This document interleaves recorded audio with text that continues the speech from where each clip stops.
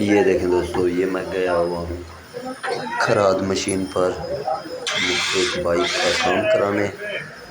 ये देखें, ये जो है ना इस जगह पे वॉल सेट करते हैं हेड के। ये तो खैर किसी और चीज़ के बाद कोई बड़ी गाड़ी के। ये देखें दोस्तों, ये खराद मशीनें हैं, हर कोई अपना काम कर रहा है। ये देखें, ये भाई भी काम कर रहा है और ये भी कर रहा है, ये मेरा काम कर रहा है, ये हमारी शाखें सीधी कर रहे हैं। इस एक बाइक की शाखें जो है ना वो टेढ़ी हो चुकी थी।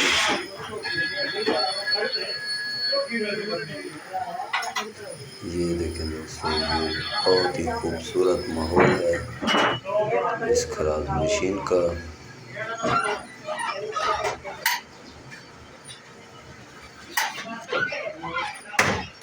बना रहे तो मैं चाहिए बन।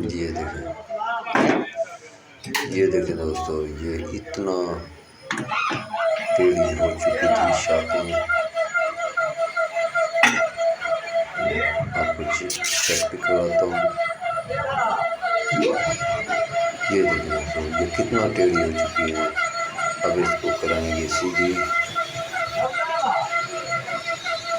ये बाइक जो था ना, ये थोड़ी साइड खींचता था, अब बिल्कुल ठीक हो जाएगा।